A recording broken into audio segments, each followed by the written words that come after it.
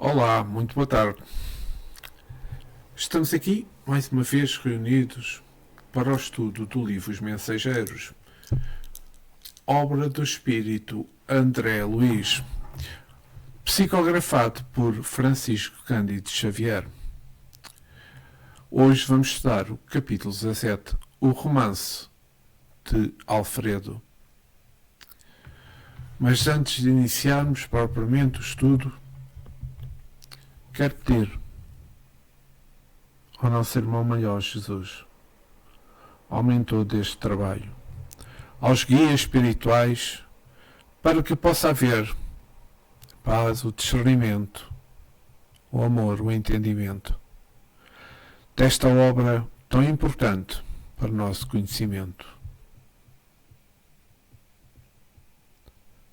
Obrigado, Jesus, e que assim seja.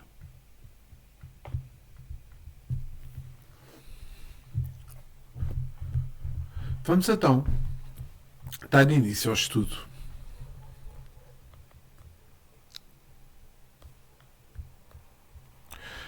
Mas antes, eu queria antes fazer um pequeno comentário sobre, uma pequena análise sobre aquilo que se passou no capítulo 16. Esse capítulo 16, o capítulo anterior àquele que vamos iniciar o estudo, retrata-nos informações úteis para aqueles que amam a arte, como a pintura, a música, o teatro, a poesia, a literatura.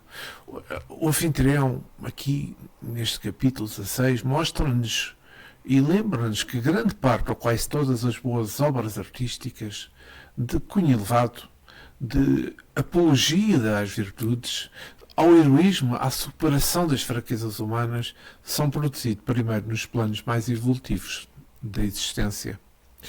Pelo merecimento e missão, muitos artistas com que desdobram-se durante o sono, ou não, mas muitos durante o sono, e aí vão visitar, ver, sentir essas obras tão grandiosas, retornando à Terra na inspiração contínua de as tentarem produzir. Como toda a cópia, não devemos esperar que na crosta terrestre seja possível deslumbrar os verdadeiros pendores da obra original, como está mencionado no capítulo 16, mas acaba por servir bem, tendo em conta o nosso nível de entendimento. Contudo, na Terra, as obras são sujeitas à destruição temporal, à destruição circunstancial, como aquilo que se pode ver quando há mudanças de regimes nos países, principalmente aqueles países totalitários que aplicam um acervo histórico e artístico e a ira desmensurada que faz deixar de existir magníficas peças. Mas precisamos ponderar que a aspiração mediúnica para o mal também existe. Devemos ponderar nisso. De contato com as trevas e as suas formas deturpadas, origina-se para a Terra as reproduções grotescas da dor, do crime e da maldade. Por todo o lado na Terra vê-se espalhando músicas, quadros, textos que nada trazem de conforto. Nada nos trazem de esclarecimento no bem comum, e também esclarecimento interior para qualquer um de nós. É que os artistas, longe do equilíbrio das boas vibrações, não podem subir a planos sublimes, digamos assim, ficando como que à disposição dos agentes perturbadores que lhes fazem inspiração do gênio. Neste caso, nada bom. Trabalhemos, perdão, por valorizar as boas obras. Compreendemos que mais que o valor monetário de cada uma delas que lhes faz jus é a obra que representa a experiência oriunda de um plano luminoso. E estamos agora a dar início propriamente dito ao estudo do capítulo 17. Depois de alguns minutos utilizados por nós no serviço de higiene reconfortadora, lembro que Anicete, André, Vicente estavam descendo à crosta terrestre. Alfredo convidou-nos e pararam no posto do socorro existente, após uma grande turbilhação, digamos, de sentimentos, de afetos, de tudo, nas descidas que eles faziam por planos completamente obscuros. Alfredo convidou-nos à mesa, onde Ismália, com extrema fidalguia, mandou servir frutos diversos. Os senhores do castelo não podiam ser mais gentis. Servidores iam e vinham, com grande júbilo, a lhes transparecer do rosto. A palestra de Alfredo e as observações de Ismália estavam cheias de notas interessantes e educativas. E qual a sua impressão dos serviços em geral? Perguntou Aniceto, atencioso, dirigindo-se ao dono da casa. Excelente, disse Alfredo. Quanto às oportunidades de realização que nos oferecem. Entretanto, não tenho o mesmo parecer quanto à situação em curso. As zonas a que servimos estão repletas de novidades dolorosas. O presente período humano é de conflitos devastadores e as vibrações contraditórias que nos atingem são de modo a enfraquecer qualquer ânimo menos decidido. Desencarnados e encarnados empenham-se nas batalhas destruidoras. É uma lástima. Eu vou parar aqui só para referir que nesta parte do texto nós estamos a falar de uma região muito já perto da Terra e que André denominou esta região como o umbral grosso. Percebemos então o porquê da nossa dimensão, a crosta terrestre, não é? E o porquê dela ser penosa? Pois debaixo de nós estão as trevas e acima o umbral. Vejamos, nós temos por baixo de nós as trevas, por cima o umbral, mas um umbral grosso, como referiu a André Luís. Ou seja, as nossas vibrações neste meio intermédio entre as trevas e o umbral grosso não pode ser uma vibração de amor, de paz, somente. Não. É uma vibração com muita incidência das trevas e também muita incidência do umbral grosso que nos tenta ajudar. Porque nós estamos num planeta de provas e expiações. Nós ainda não conseguimos, ainda iremos passar, mas ainda não estamos em planeta de regeneração. Estamos caminhando para isso. Mas as vibrações que existem na Terra têm que ser mudadas. Têm que ser diferentes. O homem tem que perceber o que é o bem e o mal. O homem tem que escolher aquele que dá-lhe mais felicidade, que só é um lado, o bem. Aqui, André Luís diz-nos que as zonas a que servimos estão repletas de novidades dolorosas. Não é André Luís que diz, é Alfredo, mas André Luís, digamos que transcreveu isto para Francisco Cândido Xavier. Assim sendo, é uma zona que tem uma vibração de maldade e de culpa. E eles estão neste posto de socorro a ajudar quem já tem condições de ser ajudado. Quem não tem condições não entra neste pronto de socorro. É assim que funciona as leis. E todos já compreenderam o porquê que as leis funcionam assim. Porque torna-se uma como que tudo na vida tem um começo, meio e fim. E nós temos de percorrer isso.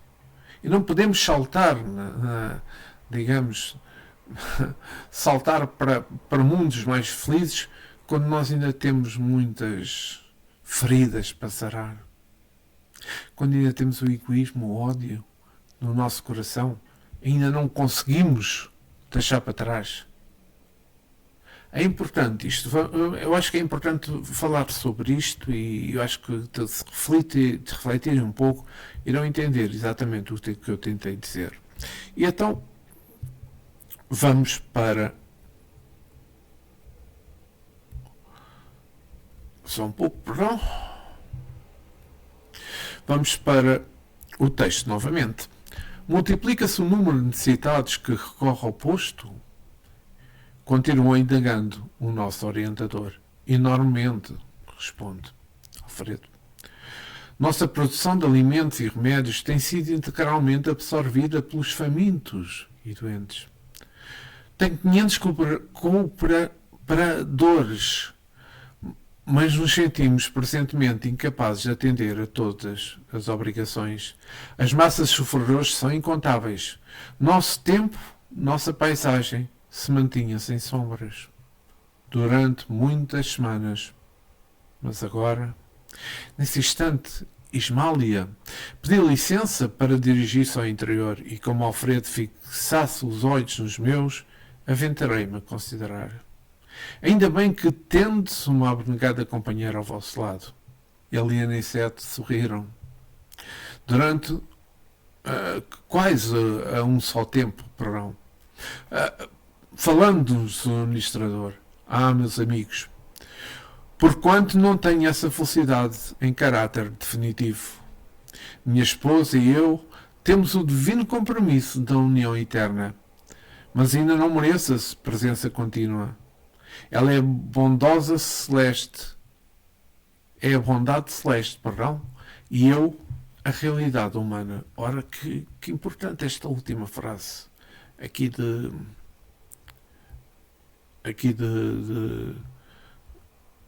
perdão, aqui de Alfredo ao dizer isto. Só um pouco, isto às vezes nem sempre as coisas correm como a gente espera. Vamos, então, e vou aqui comentar um pouco. Alfredo como que começou a descrever a sua história e dos trabalhos muito difíceis que corriam nesta altura no plano espiritual mediante a Segunda Guerra Mundial, do empenho dos trabalhadores do posto de socorro, num aumento da procura de socorro por inúmeros espíritos numa fase muito complicada da Terra, devido ao conflito generalizado na escala mundial. Realça os momentos especiais que tinha na presença de Ismália ao seu lado. A descrição de Alfredo levanta a questão das almas gêmeas. Mas, no meu ponto de vista, que creio descrever como que ele descreve, como almas afins que num certo período se procuram e apoiam na caminhada. Logo também, quando atingirem um elevado grau de evolução, continuarem-se a apoiar. O que seria contrário ao que o Espiritismo nos ensina, que os espíritos evoluem com o apoio globalizado com todas as criaturas. Esta descrição de Alfredo pode ser uma união interna no sentido, digamos, de serem duas almas que se preocupam e também que se apoiam na sua evolução. Eu acho que é mais isso. E vamos continuar a nossa leitura. Depois de pequena pausa, prosseguiu com gentileza. Aniceto, que essa história. Porém vocês, porém, a ignoram. Sentir-me-ei, portanto, contente ao relatar algumas lembranças com benefício duplo. Aliviarei o coração, uma vez mais, contando minhas faltas. E vocês dois, que talvez tenham em breve novos serviços na Terra, aproveitarão por certo alguma coisa das minhas experiências. Ismália e eu guardávamos um escrínio de felicidade no mundo. No entanto, salteadores perversos espreitaram-nos a aventura. Minha responsabilidade era enorme no campo dos negócios materiais. E longe de compreender as obrigações sublimes de esposo e pai, não procurava atender aos deveres justos para com o lar e os 2 filhinhos que Deus me enviou ao círculo doméstico. Ismália, porém, era a providência de nossa casa. Esqueci-me, contudo, de que a virtude a qualquer tempo será atormentada pelo vício. E minha nova companheira foi vítima da maldade de um amigo desleal, com quem eu tinha inúmeros interesses em comum no campo monetário. Minha esposa sofreu em silêncio a perseguição dele por alguns anos consecutivos. E quando o meu desventurado sócio verificou a inutilidade da atitude criminosa, em franco desespero buscou envenenar-me. O espírito desprevenido começou por advertir-me quanto ao procedimento dela. Atordoou-me, envolveu-me em acusações descabidas, subornou criados domésticos e colocou espiões que seguissem a minha querida Ismália nas tarefas de esposa e de mãe. Ele só me exercia profunda influência sobre mim, e atendendo aos laços que nos uniam, minha companheira jamais se sentiu com bastante coragem para denunciá-lo. Enquanto dava ouvidos à calúnia fora do meu círculo doméstico, tornava-me intolerante dentro dele. Não sabia contemplar minha esposa com a despreocupação e a confiança absoluta de outra época. Vi ao mal nos seus mínimos gestos e queria descobrir segundas intenções nas suas frases mais inocentes. Cheguei a acusá-la. Veladamente, Ismália chorou e calou-se. Por fim, o nosso infeliz perseguidor subornou um homem de baixa condição que permaneceu, certa noite ao lado dos nossos aposentos particulares, como vulgar ladrão às ocultas, sendo eu convocado à prova máxima. Penetrei no quarto em extremo desespero e acusei em voz alta ao ver a companheira profundamente tranquila. Ismália levantou-se. Receou da minha saúde mental, mas não lhe atendi os rogos, procurando-me como louco, o conspurcador da minha honra. Abri violentamente um grande armário antigo, vasculhando o quarto. Nesse instante, o vulto de um homem esgueirou-se na sombra do aposento próximo, e antes que eu pudesse agarrá-lo do meu ódio infrene, saltou a janela, alcançando o pomar da nossa casa. Corri desesperado, detonando balas a esmo, mas nada consegui. Regressei ao quarto, e para cúmulo da calúnia odiosa, o desconhecido deixara atrás de si um chapéu novo, rigorosamente moderno, para que se acentuasse meus sentimentos terríveis. Olhos com gestos, vomitando insultos, quis iluminar Ismália, banhada em lágrimas a meus pés.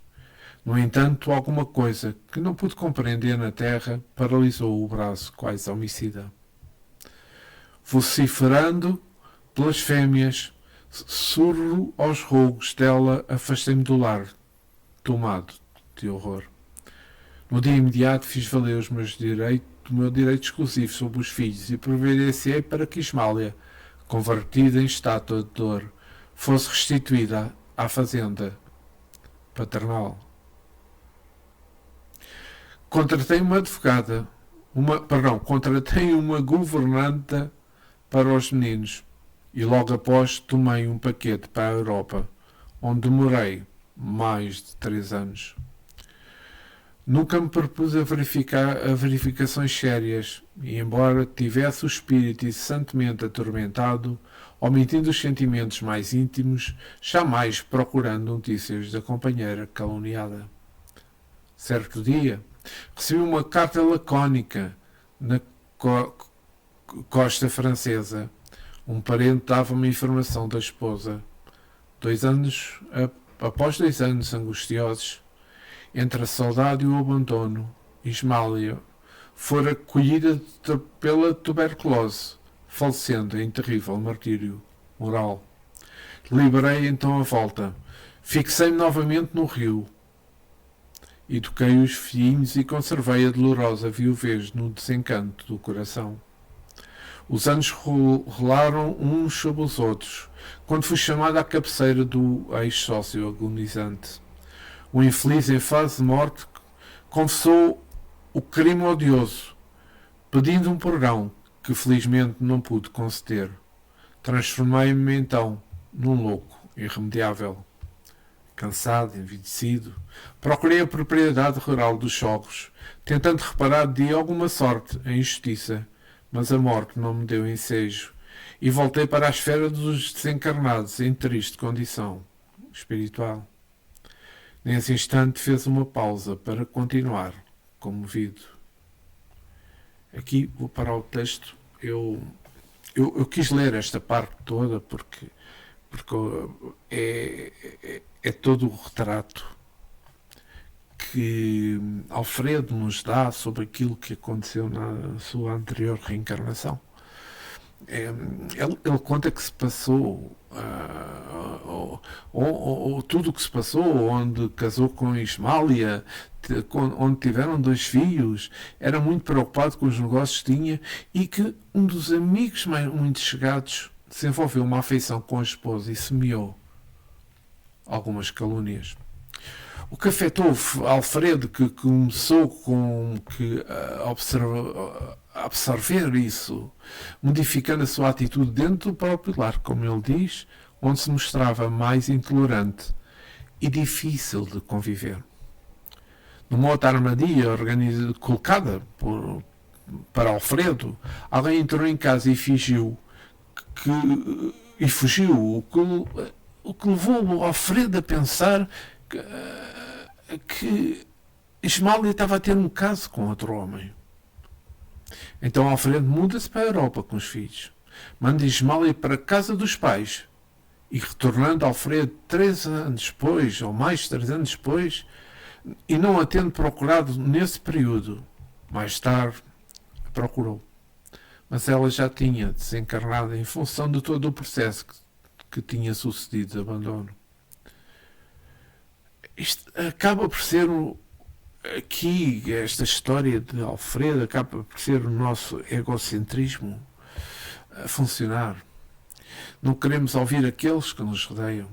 Neste caso, Alfredo não mostrava respeito a quem sempre me mostrou muito respeito e muito devotamento. E apesar de ter um amigo que não possuía bom senso, parece-me que a quem acaba por ser mais insensato nesta história é Alfredo, com tudo o que originou.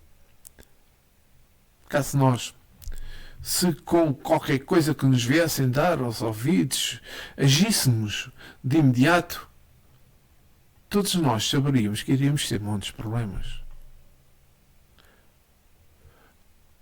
Eu quero recordar de um ditado popular: quem conta um conto aumenta um ponto. Reflitam sobre isto, porque aqui está bem patente aquilo que se passou com Alfredo. E voltando ao texto, não preciso dizer que recebi de Ismália todo o amparo de que necessitava.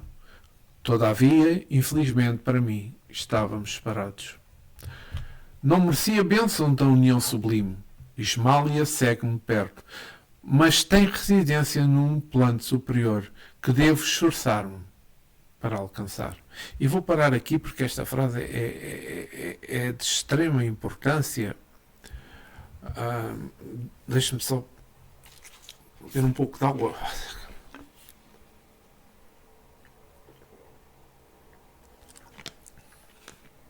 Neste último parágrafo, percebe-se que, após o desencarno de Alfredo, Ismália o tinha perdoado.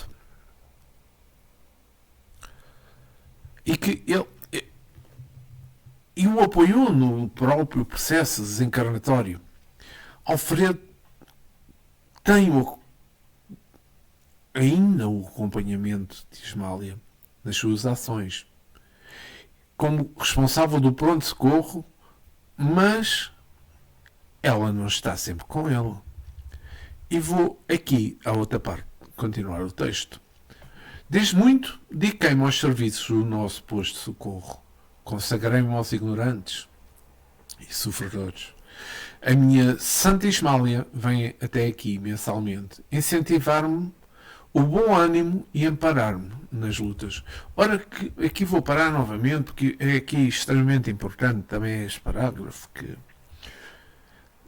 todos nós que estudamos o Espiritismo sabemos que não acontece o que muitos acabam por imaginar de quando o espírito desencarna, com que quando o espírito desencarna é um espírito livre, pode fazer o que quer, estar à vontade, se apetece isto faz, se apetece aquilo. Não.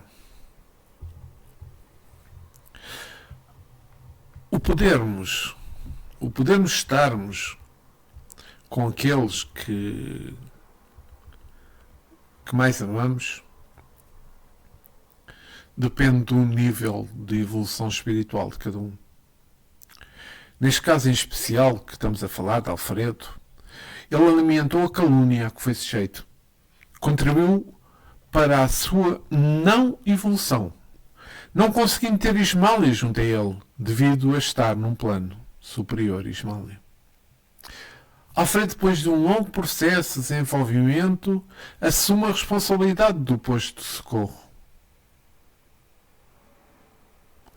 E eu acho que, como temos vindo a estudar neste livro Os Mensageiros, este caso de Alfredo insere-se também nos casos dos médios decaídos. Aqueles que reencarnaram para dar o testemunho de vida e que falharam.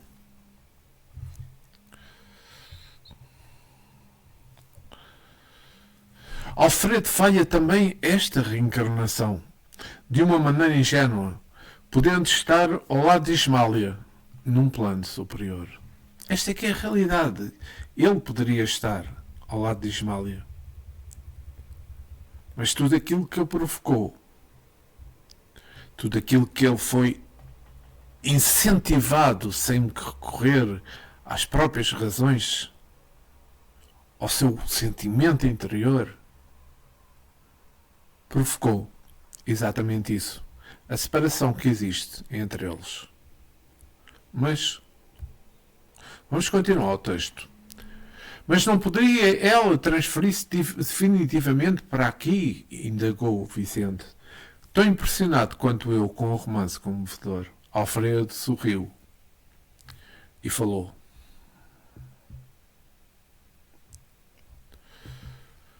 Sei que Ismália tem trabalhado para isso. Que seu ideal de união eterna é idêntico ao meu. Atendendo à circunstância de estar o superior sempre em posição de dar ao inferior, mas não ignoro que foi advertida por nossos maiores sobre as minhas atuais necessidades de esforço e solidão. Preciso conhecer o preço da felicidade, para não menosprezar de novo as bênçãos de Deus. Minha esposa deseja descer para encontrar-se definitivamente comigo. Entretanto, é necessário que eu aprenda a subir, e por este motivo ainda não recebemos a devida permissão para o definitivo consórcio espiritual. E aqui vou parar para fazer um pequeno comentário, porque eu acho que é importante, é que aqui nesta parte que lemos agora, Alfredo demonstra que as suas vontades é de se unirem. Mas é claro que sabemos que quem tem mais recursos deve ajudar os que têm menos. Ismália poderia estar junto de Afonso, mas para isso ele precisa de fazer mais conquistas espirituais, para evitar que ele não volte a rejeitar as bênçãos que esse amor lhe pode conceder. Se pensarmos nas dinâmicas dos nossos próprios afetos, não somente dos que estão encarnados, é claro que se não houvesse uma gestão organizada, organização no mundo espiritual, é como eu estava a dizer há bocado, cada um fazia o que queria. Eu desencarnei, agora vou fazer o que quero, não sei o quê, vou-me juntar com a minha família, aqueles que amo e isso tudo. mas existe organização, quer no plano espiritual inferior, quer no plano espiritual superior.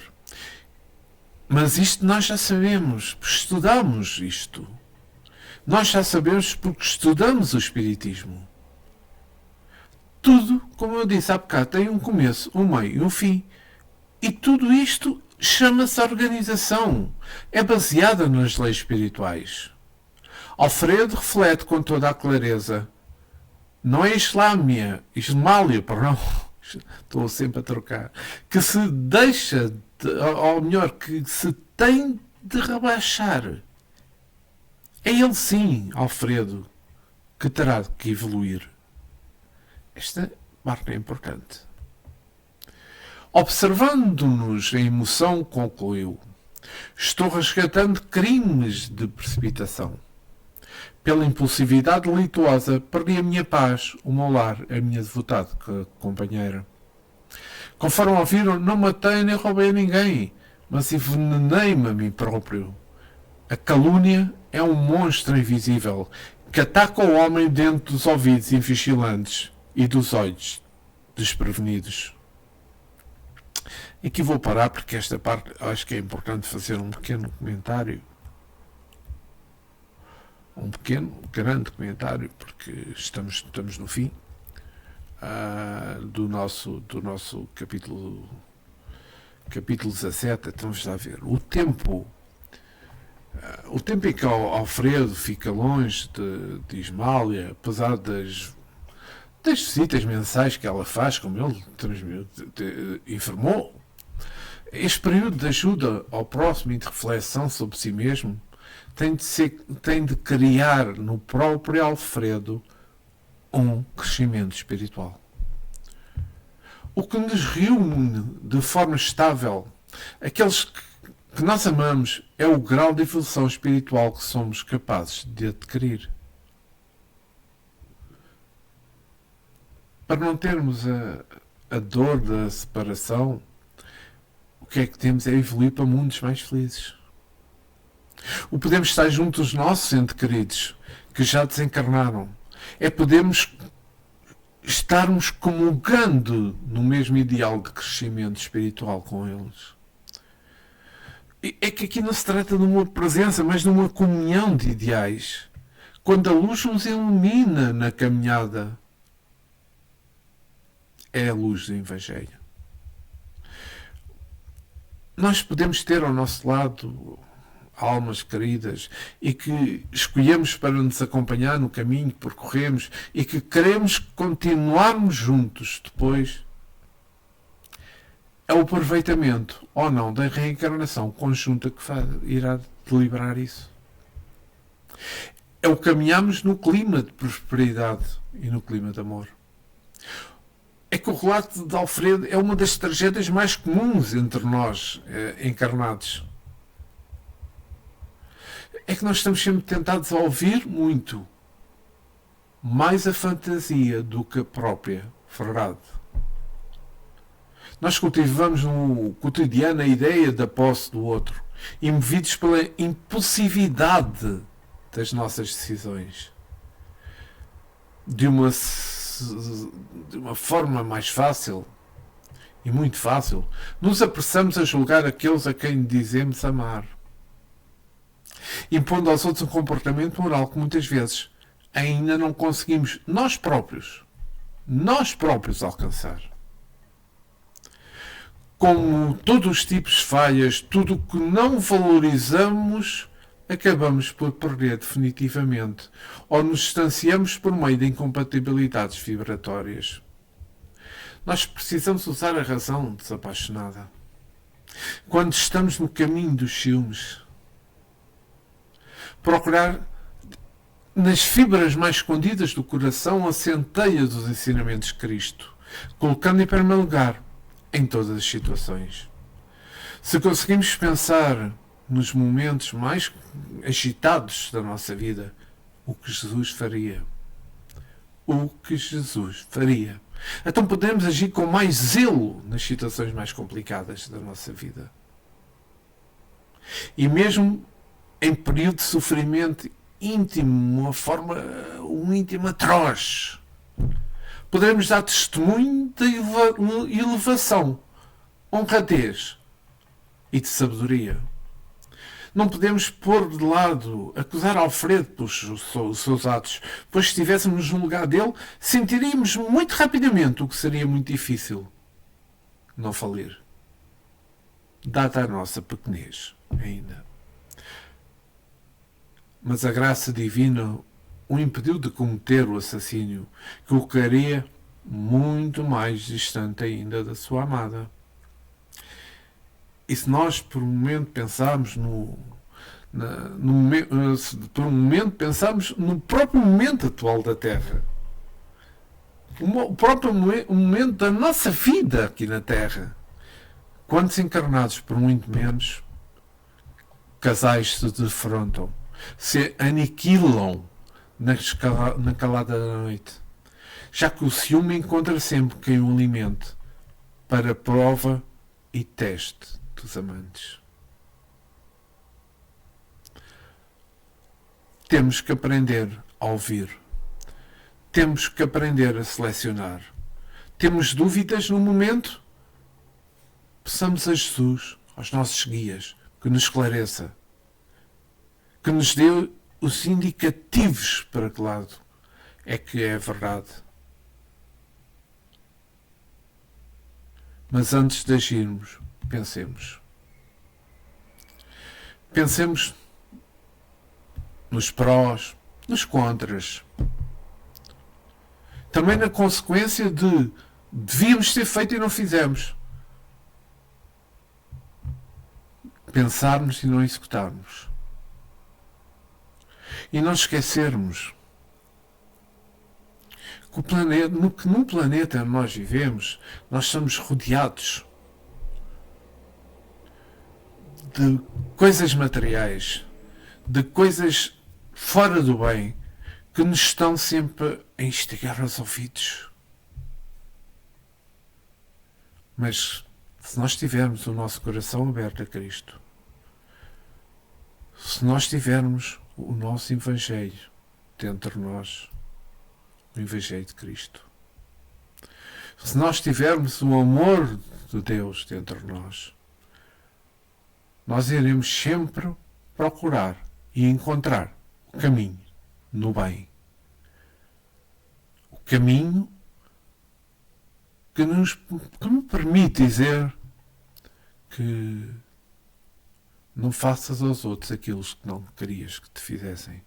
Ponderemos sobre as nossas atitudes, os nossos atos, os nossos pensamentos, as nossas ações. E com Cristo nós teremos e alcançaremos a felicidade. E alcançaremos sintonias maiores mais altas, do que aquelas que se encontram grandemente aqui na Terra. Nunca seremos seus superiores, porque todos estamos no caminho evolutivo no mundo espiritual. Mas podemos sim alcançar mais e mais na nossa felicidade. E porque se os outros demoram mais tempo, foi porque criaram condições para que isso acontecesse. Caíram no mal, caíram no orgulho, caíram na vingança, caíram no ódio.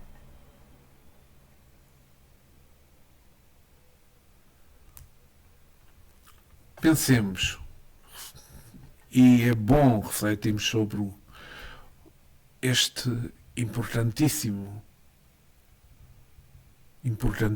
capítulo 17. Faltarei, dentro de um par de dias, para estudo do capítulo 18.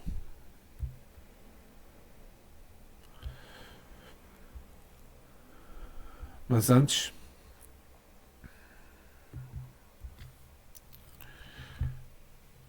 quero pedir ao nosso irmão maior, nosso Mestre Jesus. Mas antes de pedir, quero agradecer por tudo aquilo que nos permites, por todo o teu amor nos nossos atos, por nos incentivares a refletirmos no bem. Quero agradecer ao mentor deste trabalho, aos nossos guias espirituais. E que Jesus permaneça agora e sempre em nossos corações. E que assim seja. Obrigado por terem assistido e até breve. E muita paz, muito amor. E que tenham tirado boas, digamos, bons ensinamentos daquilo que estamos hoje. Foi um capítulo muito importante. Obrigado. Até breve.